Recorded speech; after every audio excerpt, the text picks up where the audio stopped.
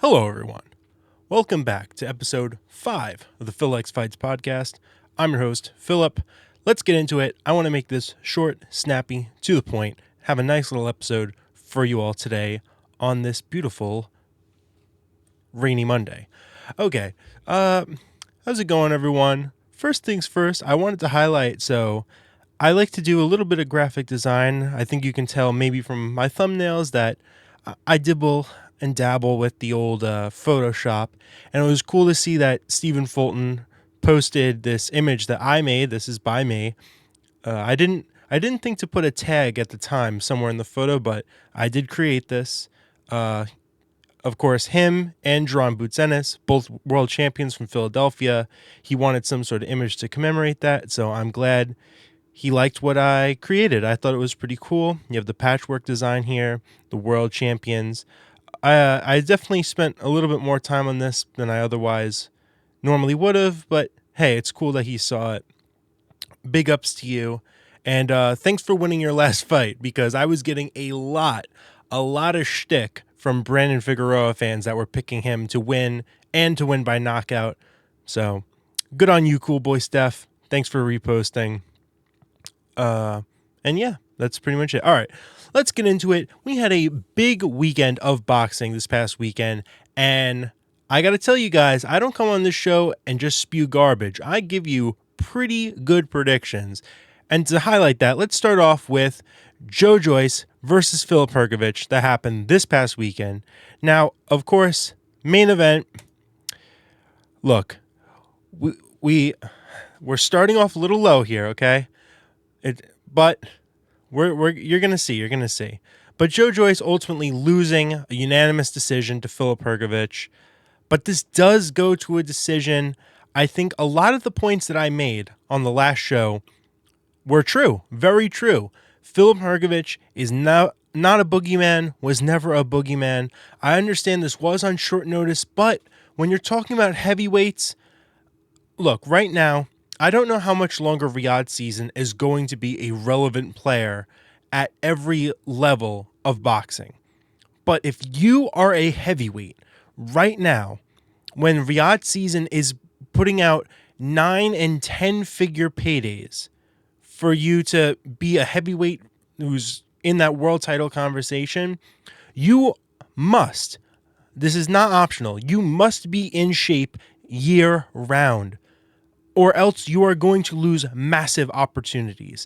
There is no chance that any heavyweight ranked in the top 15 of any sanctioning body, if you are not in shape year round, Martin Bakoli, absurd that you are going to put your career on jeopardy and risk not getting one of these massive paydays. Filip Hrgovic, I think, was in all right of shape. I mean, even in the build-up, what was he saying? He was saying, I am in a good shape.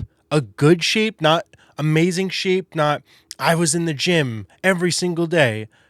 And I think that showed, look, Joe Joyce brought the fight. This was optically a competitive fight. I think that some of the people that were saying that this is a draw, I think those are misguided. But excuse me, but this was still, I think, a 6'4", 7'3" Hrgovic. This was not easy 10-0, 9-1. This was a competitive, fun fight. And I think a lot of people who had questions over, can Joyce still take a punch? I think he showed that he can. He said in the post-fight interview that he's not planning on retiring. And I kind of understand that. Look, he's now lost 4 of his last 5 fights. But twice to Zhilei Zhang, and now dropping 2 competitive decisions to Chisora and Hrgovic, who are top-rated heavyweight contenders. I definitely think if he wants to go back down to the British domestic level, and we're going to get to that in a second here with this next fight, I would watch Joe Joyce versus David Adeleye. Sure, it's not the world title level, and if Joe Joyce is just going to resign himself to that British level, there's plenty of fights for him. Plenty. So ultimately, those don't pay as well as headlining for international titles, but they are options. So I think Joe Joyce could retire, but I also see the argument for him sticking around. For Filip Hrgovic, honestly, if Daniel Dubois and Alexander Usyk, their fight is nearly finalized, I believe, last I heard. If Joseph Parker is going to sit out, I think on his mandatory spot, which I think is fair, Anthony Joshua needs a fight. And now that Martin Bakuli and Efe Ajagba are rescheduled to have a fight later this year, maybe Filip Hrgovic just earned his ticket to fighting Joe Joyce. That was a fight that was heavily in conversation before Filip Hrgovic lost to Daniel Dubois. I think both contenders might still be ranked in the IBF rankings. If not, this fight was for the WBO International Heavyweight title. I think Anthony Joshua could potentially take on Filip Hrgovic for that title. And who knows, if Joshua can beat Filip Hrgovic and Joseph Parker can get promoted to full champion, let's say if Usyk vacates or is stripped, what have you, well, potentially you could have Anthony Joshua, Filip Hrgovic winner versus Joseph Parker in a world title fight. I don't think that that's too far-fetched. And I think that Filip Hrgovic, look, you rolled the dice against Joe Joyce. Maybe roll the dice once more, take on Anthony Joshua, and this version of Joshua might be diminished enough that you might be able to take up another career best win, because I know Filip Hrgovic has the win over Zhilei Zhang, but I don't think he won that fight. I think that this is a career best win for Filip Hrgovic, and we'll see where he goes from here. But look, he's with Queensberry, I believe, so I'm sure he'll get another big opportunity ahead. Also on this card, we had David Adelaide versus Jimmy TKV. I went by David Adelaide by knockout in the fourth. Ultimately, 2 more rounds. Yeah. So I went by KO in the fourth. He wins by KO in the sixth for the British title, which many, let me just, for context here, because I know a lot of Americans are not going to understand, well, who cares about winning a British title? What does that mean? What does that provide to you? Let me read you a list of men who have captured the British title. We last had Fabio Wardley, who's now challenging for an interim heavyweight title. Before that, we had Joe Joyce, who challenged for an interim heavyweight world title. We have Daniel Dubois, current heavyweight world champion. Dillian Whyte, a man who went on to challenge for the heavyweight title. Anthony Joshua, a man who went on to unify heavyweight titles. Tyson Fury, a man who unified heavyweight titles. David Price, another former, top heavyweight. Derek Chisora. This is a title that winning it, if you go all the way back, there's like guys like Lennox Lewis, but that title carries a lot of weight. And David Adelaide, his last fight before this one, he picked up the English title, which is not as relevant, but the British title does matter. We could potentially see David Adelaide in a really big fight next. I want to get to really quick, I guess, the controversy that spawned from this. Look, as a neutral observer and as an American observer who I'm not as emotionally invested in these two fighters from a locality standpoint, I think this was a fine stoppage and a fine officiating. Look, yes, the referee did say break, but where was this referee to be found? All the way off to the side, not engaging in the action. And there were several times throughout this fight that the referee had said break, but it was Jimmy TKV who was hitting Adelaide off the break. The second that you start hitting off the break, you just gave your opponent the green light to do the same. I know that's not an official rulebook thing, but think about it. If one guy goes dirty, the other guy's going to go dirty, right? This is how it works. One guy starts hitting you low. Think of that infamous Andre Ward fight. The second you start getting hit low, you're going to start hitting the other guy if he's not getting penalized. Ultimately, you have to, if you are fighting in the heavyweight division and you are in a clinch, do not, I repeat, do not leave the clinch with no guard up, with no head movement, slip to the side, something, anything. What happened? They left the clinch and Adelaide just pulled his head back and TKV pulled his head in a straight line backwards, and Adelaide knocked him out. And that's just how it's going to go. So I don't think this is some sort of refereeing travesty. I don't think that this is some sort of controversy that we have to indict the state of refereeing in the world, which I have done several times on this show.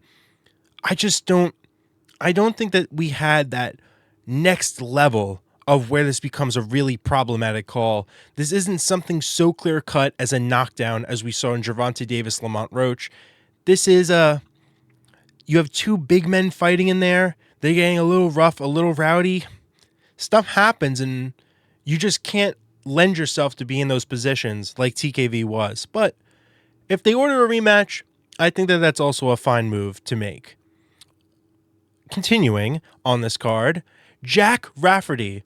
I predicted him by knockout in the 5th round, and he wins by knockout in the 5th round. That is why, of course, if you are new to this system, Joe Joyce, this is my system, Joe Joyce losing, that's an incorrect pick by me. These are, of course, my picks, not the actual results. So Joe Joyce lost. Adelaide did win by knockout. He gets a green. But not only did Rafferty win by knockout, but in the exact round that I called. Therefore, it is the prestigious purple.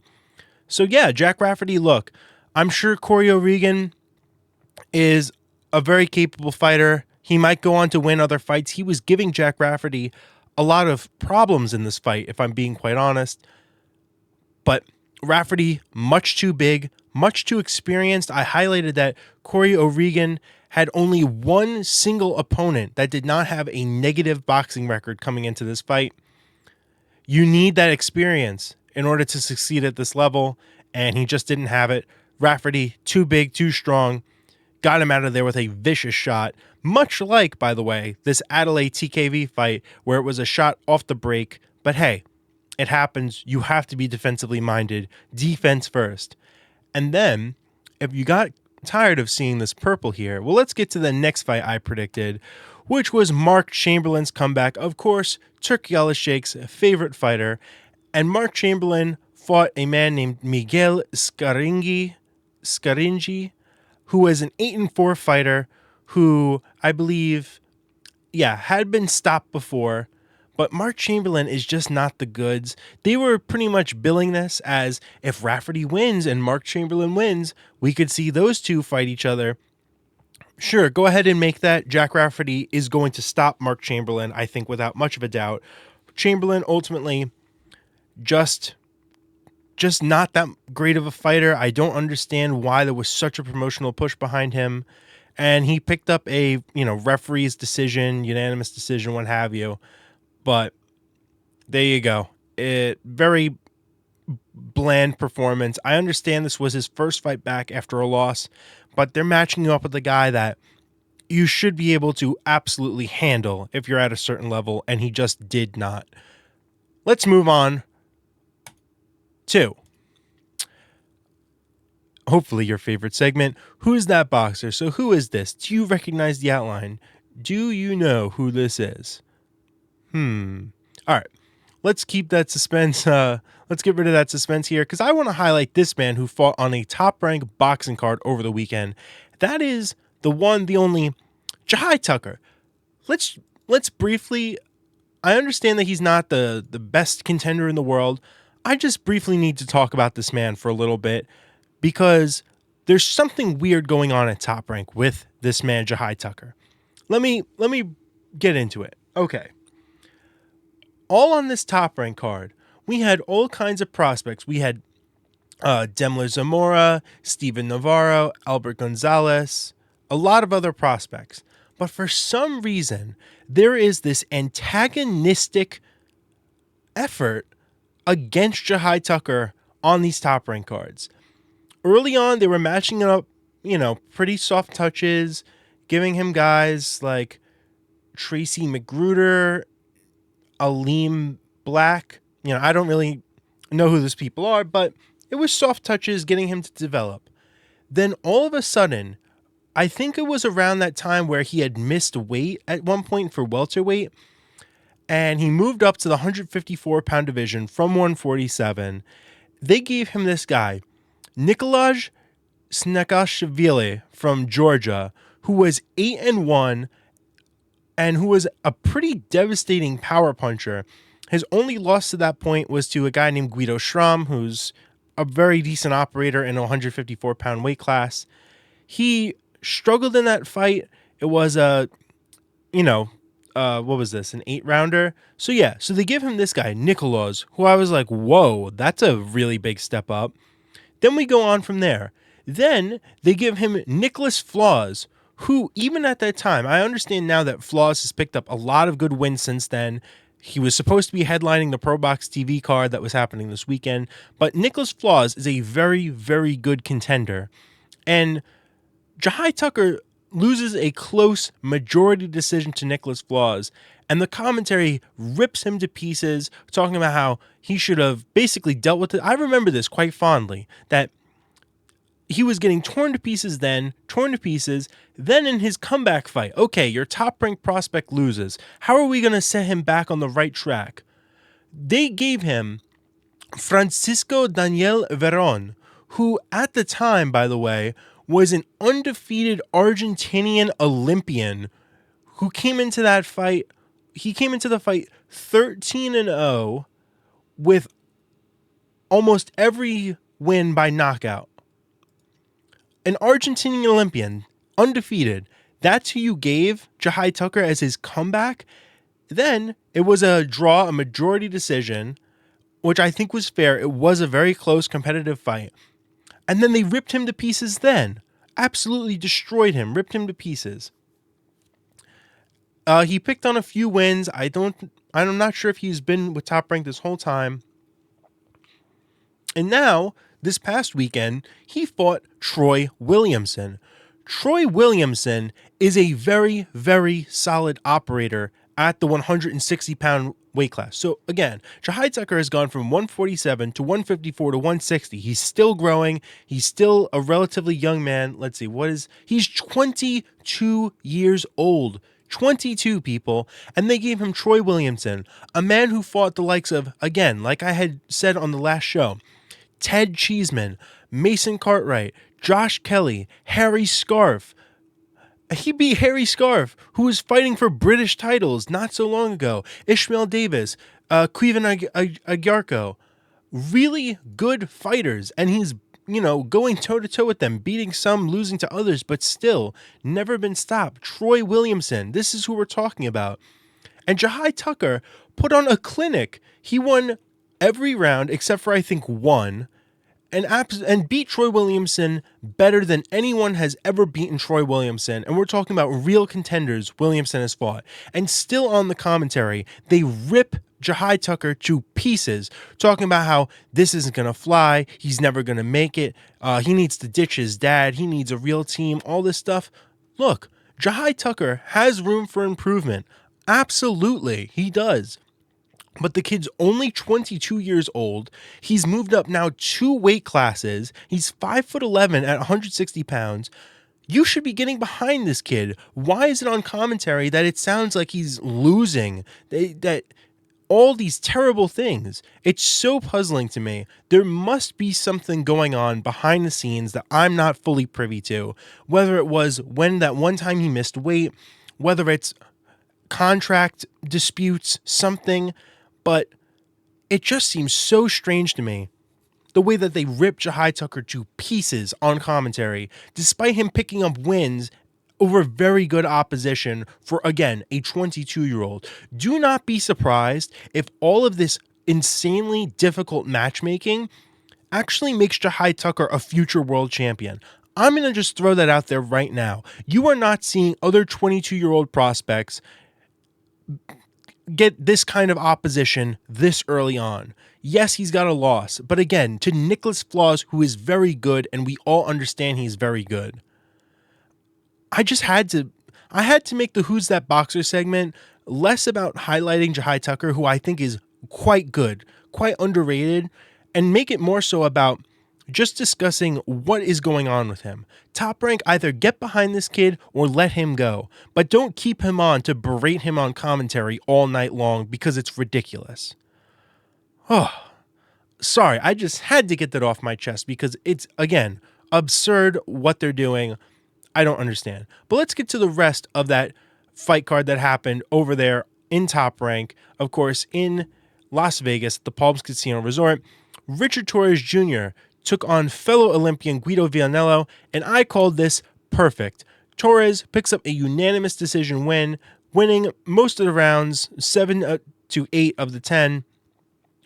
Guido Vianello, too big, too, I don't even want to say defensively minded, because Torrez really was landing some serious offense in that later half of the fight. But Vianello was just too sturdy, I think, too seasoned. As I had said, had gone a full fight before with F.A. Ajagba, who's a massive puncher. And pretty much everything I said came true. I'm very, very happy with this prediction. I said Richard Torrez will look good. I said Richard Torrez will be impressive, but he just won't get the stoppage. And I think that that's fine, and that's exactly what happened. Good on you, Richard Torrez. I actually posted, so they posted a little description of comparing Richard Torres's dimensions with Alexander Usyk's as a way of saying, look, Torrez is a small heavyweight, but that doesn't mean he can't be a capable heavyweight. And I think that that is fair. I think that Richard Torrez will struggle with some of the super elites in this division. I think Aga Kabayel knocks him out right now. I think even a guy like Zhilei Zhang, I know that that's going to be maybe a hot take, but someone that has just got that punch that if he lands, you might just end up on a stretcher. Those can be problematic for Richard Torrez. I'm going to stand by this. Frank Sanchez, I know that he looked really bad against Aga Kabayel, but with the knee injury, stylistically, a puncher like Frank Sanchez, who can match Torrez a little bit in the speed department, can be a really long night's work for Richard Torrez Jr. But still, good performance from him. Good to see an American heavyweight on the ascent. That is what we need in the sport of boxing, no matter who it's from. And good performance, really good performance. I liked his composure. He said that he wanted to prove that he can fight later in a fight, and you would have thought that Torrez was the more seasoned man coming into this, because that's what he was. He was patient. He had consistent offense. Vianello oftentimes looked a little bit confused, a little bit out of his element, and you could tell that was shaking him up. So good stuff by Richard Torrez. Also, in the co-main event, Lindolfo Delgado and Elvis Rodriguez.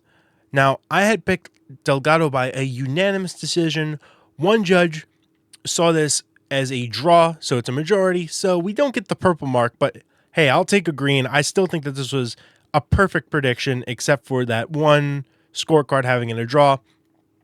Elvis Rodriguez, man, he is going. I'm sure he is kicking himself right now. That was a super winnable fight for him, but he just needed a little bit more on the front foot, a little bit more offense.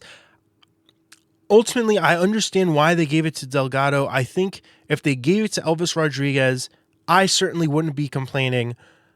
But at the same time, you can't leave it up that close. You can't take your final round off if you're Elvis Rodriguez.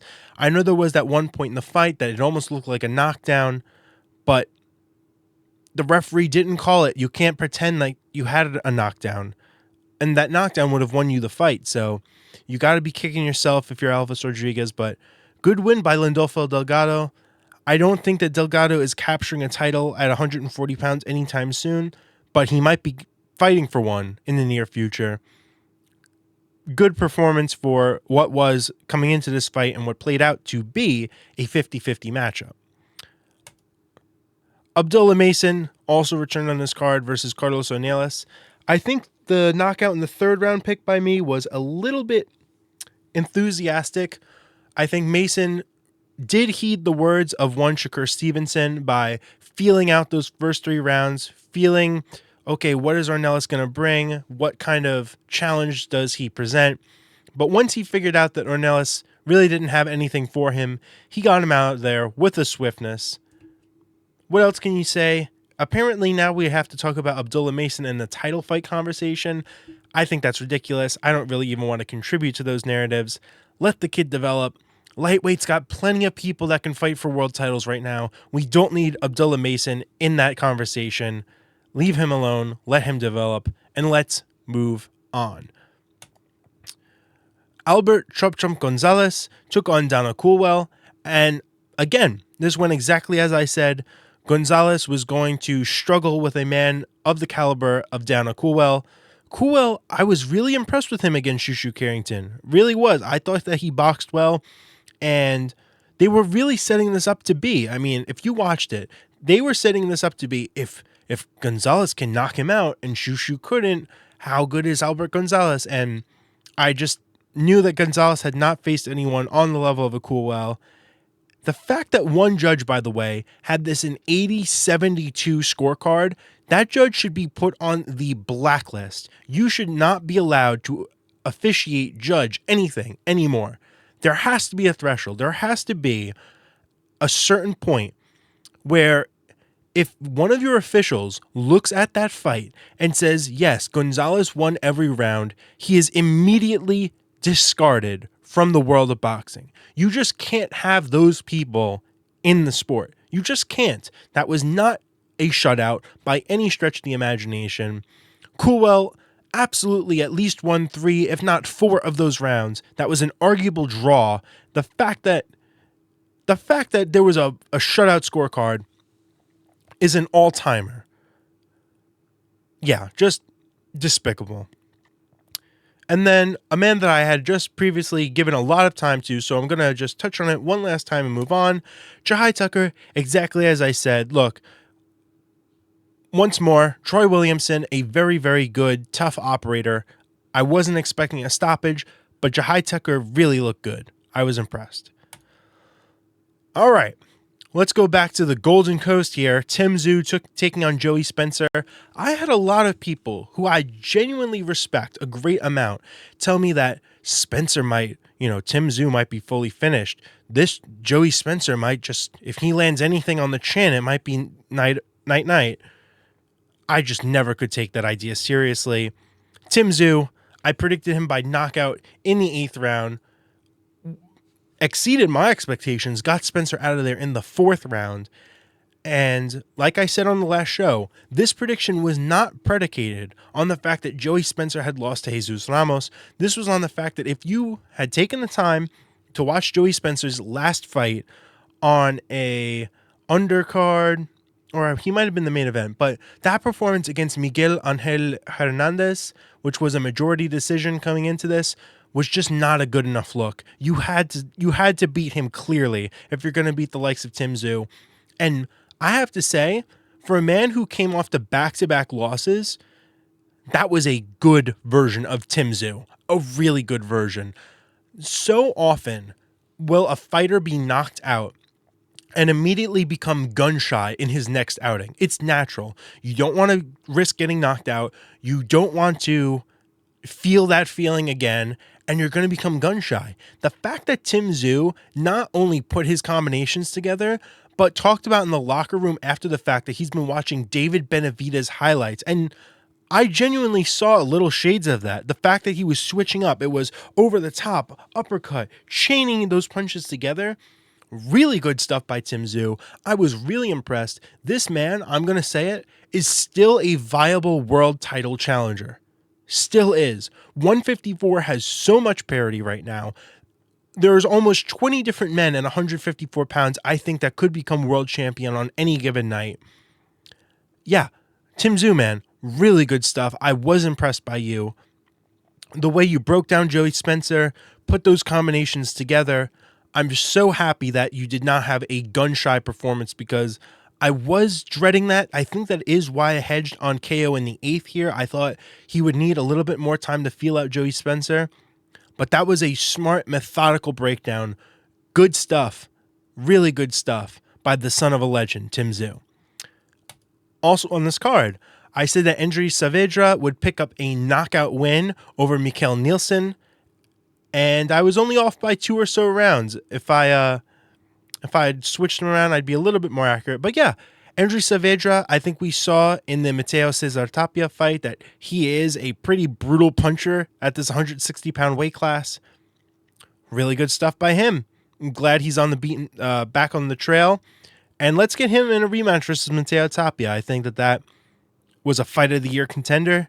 I'd love to see it again. I'd love to see if one man can separate himself from the other. Although I did think that Saavedra did beat Tapia the first time around, but let's see it. And then a shocker on this card to wrap this up here.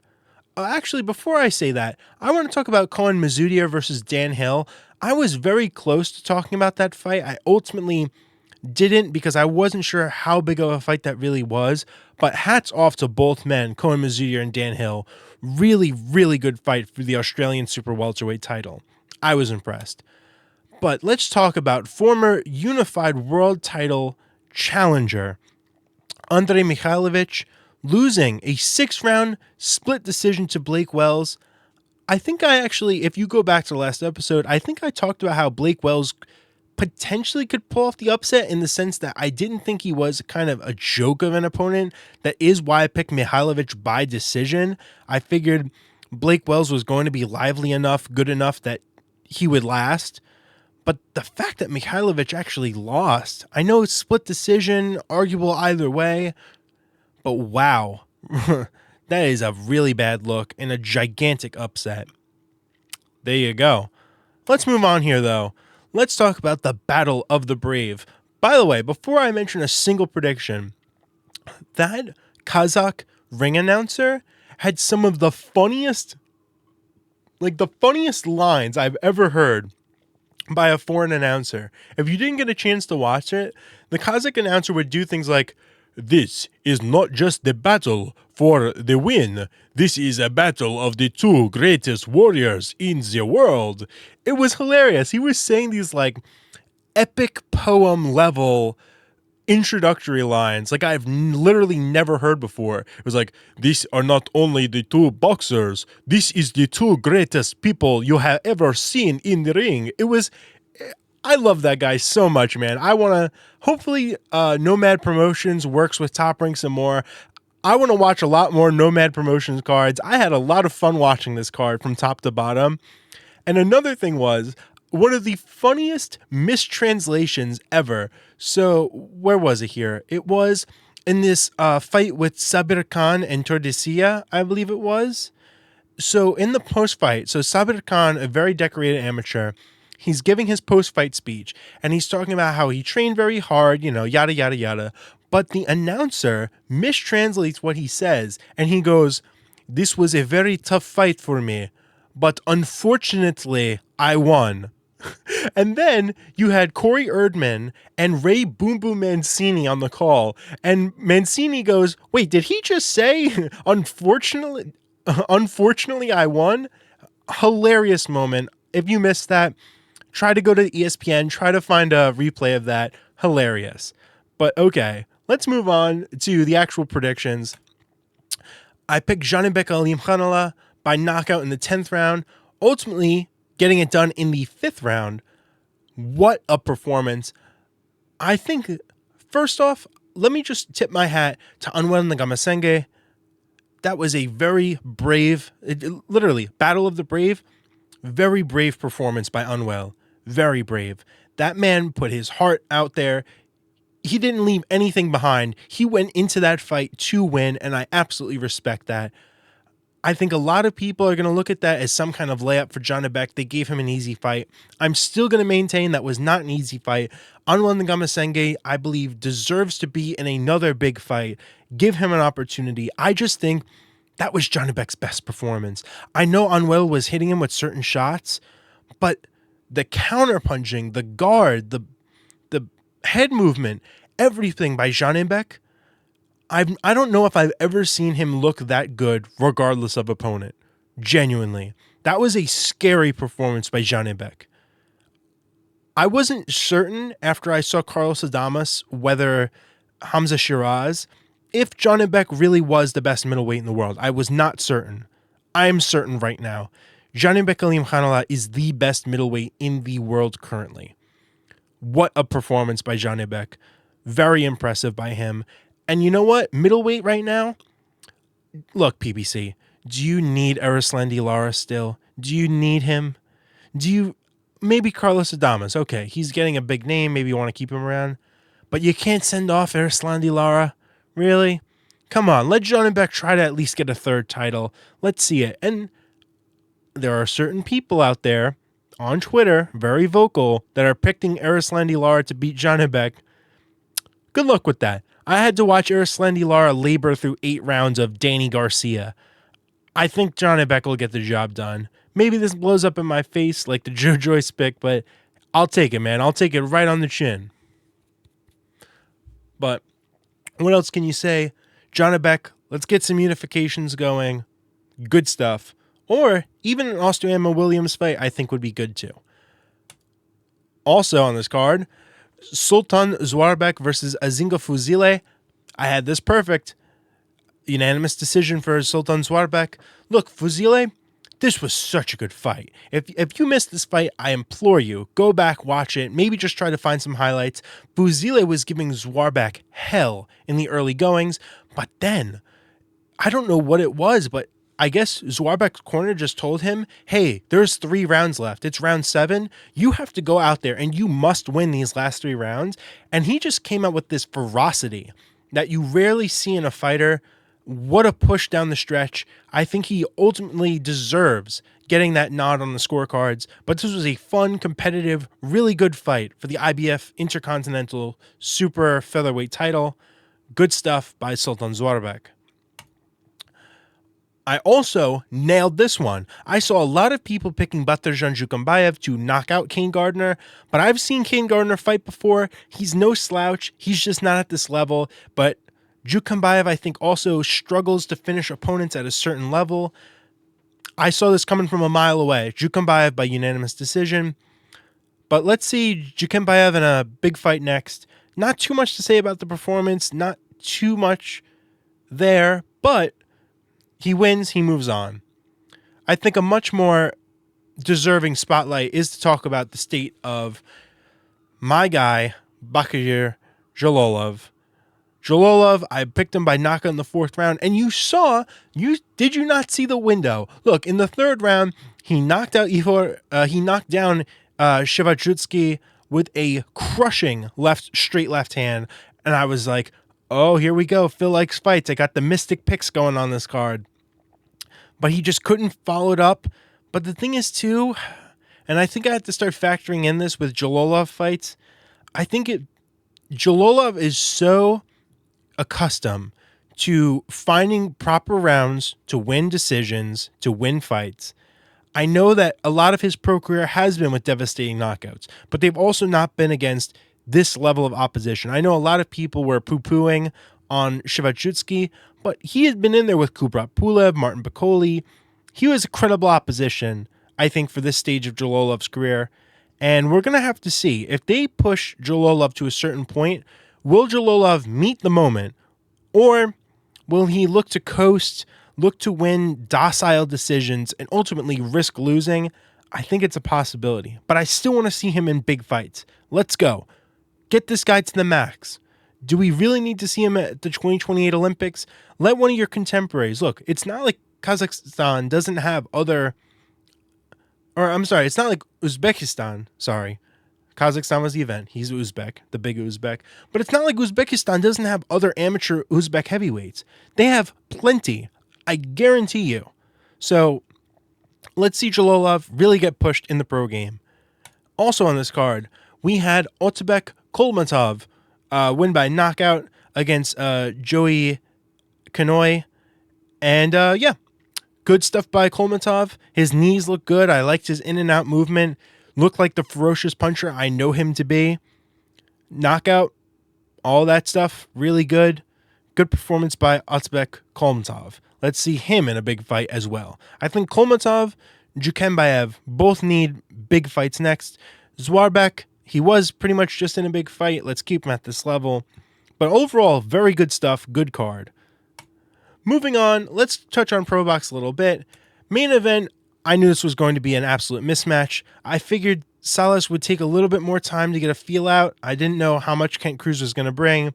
But yeah, 2nd round knockout for a guy that proved to be too much for Roy Monvia. I figured he was going to have enough to stop the likes of Kent Cruz, who, is a good operator, but not really. I'm sort of being more charitable than anything. But the real thing I got to mention here, Myquan Williams losing by majority decision. Man, that really sucks. And once again, just like in the Jalolov fight where there was that window, Mykwan Williams in the 5th round had Moran hurt bad. And I was thinking once again, this is where my prediction comes true. But Moran came back, pushed later on the stretch. Williams got gassed badly in the latter half. And Moran picks up a majority decision win to rejuvenate his career. Really stinks to see for Mykwan Williams. I still think he can do good stuff in this division, but a loss at this stage in your career when you're still not at the title level, that stings really, really bad. I've been really high on him too, so sorry y'all for not seeing it, but I just figured Moran, he's been getting stopped. He's been losing a little bit more than he used to, but he is a credible gatekeeper for that reason. Finally, Gio Lopez versus Rene Alvarado. I know Alvarado got knocked out in his last fight with Hayato Tsutsumi, but I knew he'd be too tough, too durable. Also, Lopez apparently broke his hand, picks up a nice unanimous decision. Okay, that's all the predictions done. Let's get into the upcoming predictions. Oh, I'm sorry. Wait, also, yeah, Tina Ruprecht, now the undisputed atomweight champion. She wins by majority decision, I believe, not unanimous, but I do think that she was the rightful winner. Good on her for becoming undisputed. I mean, that is an incredible accomplishment. Congratulations to you. And the fight between Dos Santos and Brad Rea, in which I picked Rea to win by decision. The event got canceled because Dos Santos pulled out at the last second. Meanwhile, he had an opponent coming in on days' notice and you couldn't make it to the fight. That's shameful, but sorry, Brad. I was rooting for you, man. I know you follow me on Twitter. I got your back here, but what can you do? Get this man into a pretty decent fight. Come on, boxing. Okay, now let's get into the fight we're all here to talk about. Jon Boots Ennis. I'm Ennis-Stanionis. Let's get into it. So, here are my thoughts. Before I reveal my pick, I saw, now again, I pledge that I don't actively research the odds before I make my predictions. But I did see someone talk about the odds coming into this fight. Jon Ennis is currently about a minus 700 favorite to beat Ennis-Stanionis. I think that is ludicrous, genuinely. There is no chance that Jon Ennis wins this fight 7 times as likely as Stanionis does. I just don't see it. Here's the problem. I think, yes, if you want to criticize Boots for his 2 performances versus Karen Chikadzeyan, you can. I have. But the style of a Karen Chikadzeyan is so defense first, is so looking to mitigate those heavy waters, whereas Ennis-Stanionis runs face first, head first, into danger. I think he's been able to pick up good wins. Honestly, at this point in their careers, Ennis-Stanionis might have the better career resume as a welterweight.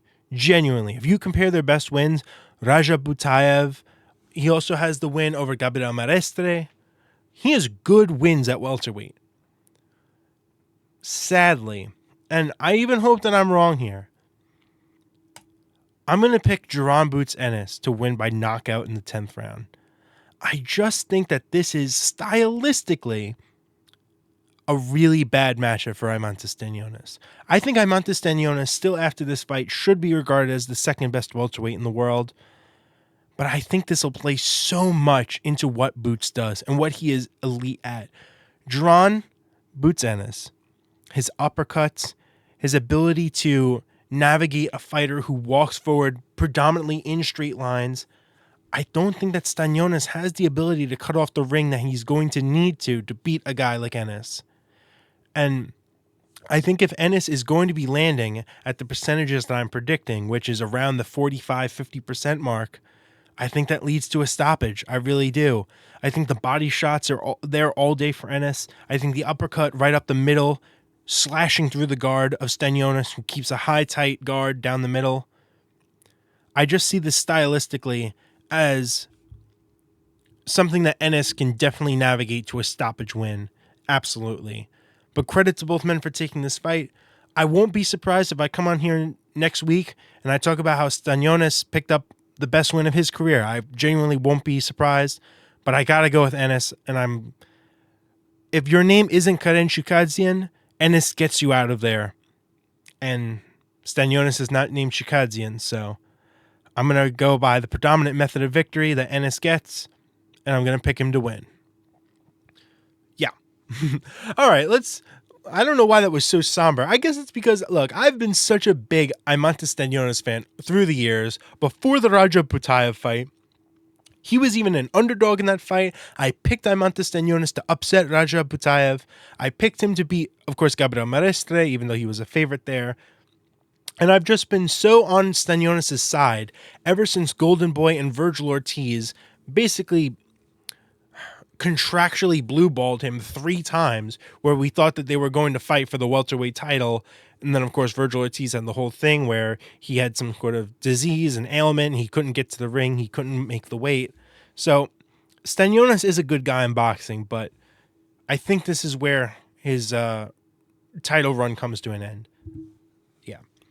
Also on this card, the return of one Ray Savage Ford taking on a very credible operator and Thomas Matisse. Now, Thomas Matisse, in fact, why?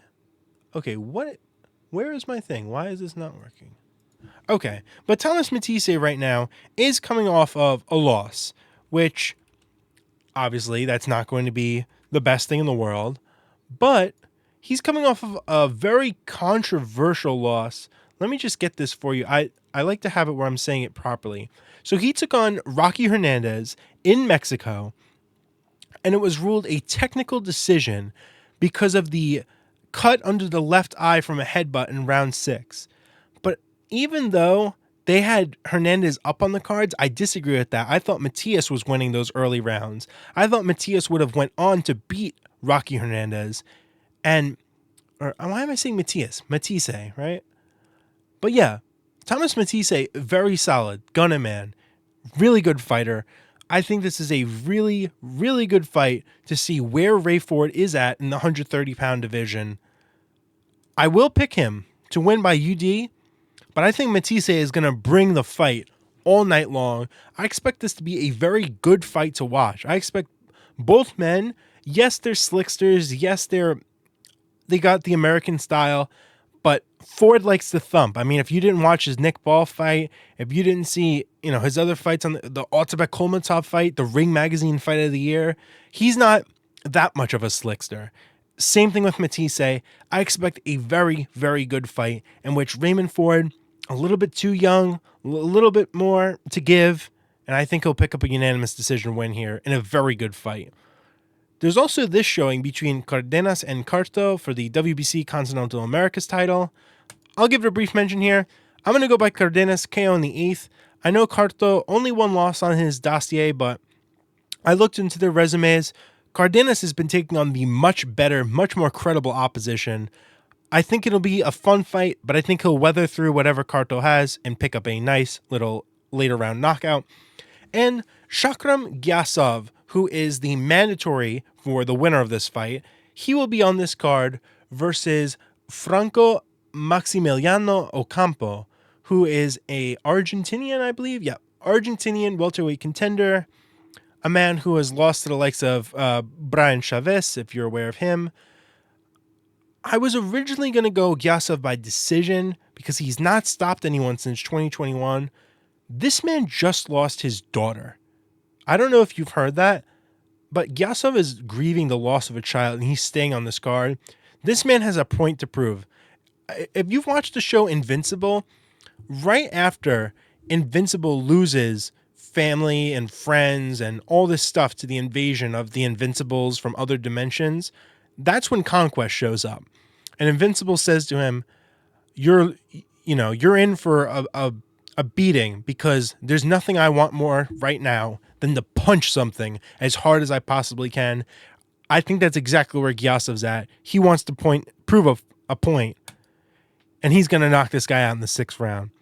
Let's go, Gyasov. I'm rooting for you, man, because no one should have to go through losing their undefeated record and their child back to back. That's terrible. and I hope that he shows up with a point to prove. Let's move on. A nice little offering here by Eye of the Tiger, L'Ascension at the Casino de Montréal. A little French for you all. But yeah, this is honestly a really good show. I like the production value by Eye of the Tiger. It's going to be on ESPN, Top Rank co-promoted. And in the main event, Dimitri Asanau is taking on a very solid contender in the lightweight division, a man that gave Keyshawn Davis a good fight. That's Francisco Patera, who is now 30-5 as a pro. I don't believe he has ever been stopped before, and for that reason, I'm going to go with him by a majority decision. Here is my first ever non-unanimous decision prediction. I think Patera is really good, and I think he's going to bring a fight to Asanau all night long. I think Dimitri has shown to have some weaknesses. He got rocked pretty bad in a previous fight of his that I saw, and I think that those defensive lapses might make it so Francisco Patera can navigate that, find a way to last to a decision. If he doesn't win by decision, I do expect a later rounds knockout. If Asanau can stop Patera at any point in the fight, that would be mightily, mightily impressive by a man that is, very durable in Patera. Also on this card, the return of Christopher Guerrero. I like this guy a lot. I think he's actually one of the better Canadian prospects. Very fun. I believe he is a welterweight, if my memory serves. Yes, he is. Fighting for the WBC Continental Americas title. Yeah, he's really good. I expect him to pick up a nice stoppage win over Oliver Quintana. Also on this card, Mary Spencer, the former world champion. I believe she's a former world champion, right? I'm not crazy. Hold on. She definitely was world champion, right? I know I'm not crazy here. In any case, Mary Spencer, she's back. She's taking on a girl by the name of Angledis Suarez. I think she'll pick up a unanimous decision. I don't know how much she has left in her career, but I imagine she'll be able to pick up a nice decision here. John Orobio is back. John Orobio, the pride of Colombia, one of the best prospects at the Eye of the Tiger stable. I think him and Wilkins Mathieu are the two best prospects. I think 1A and 1B.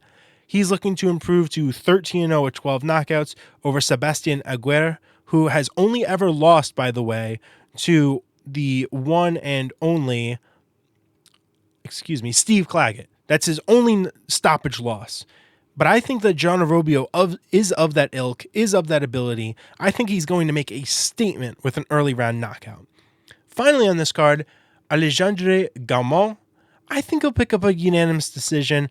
I'm not impressed with this guy. I thought he got away with a highway robbery against, I want to give this guy some credit here. What was his name? Santiago Jose Fernandez.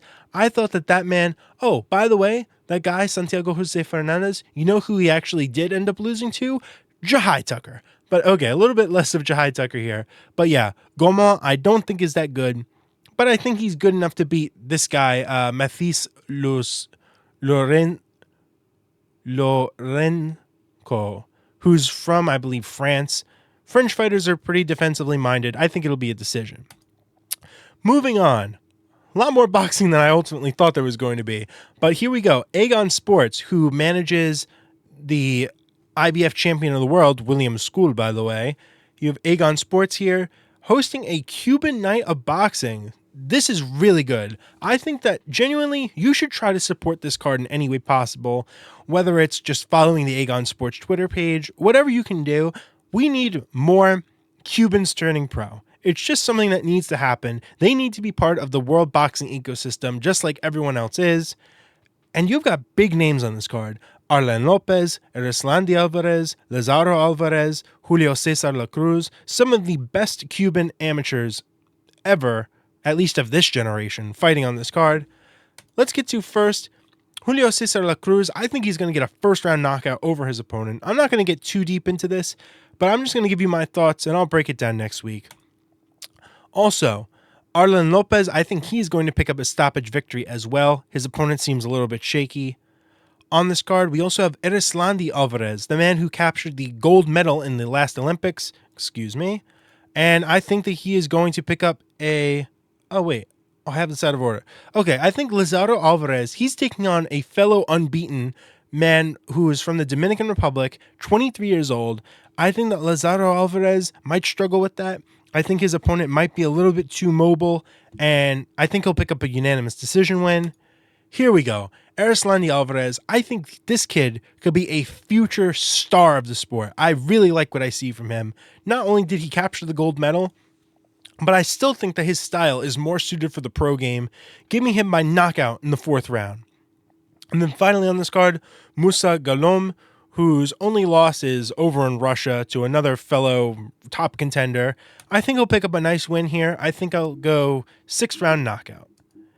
Finally, here we go. I want to wrap this up a little bit, but a fight between Jordan White and Jose Matias Romero.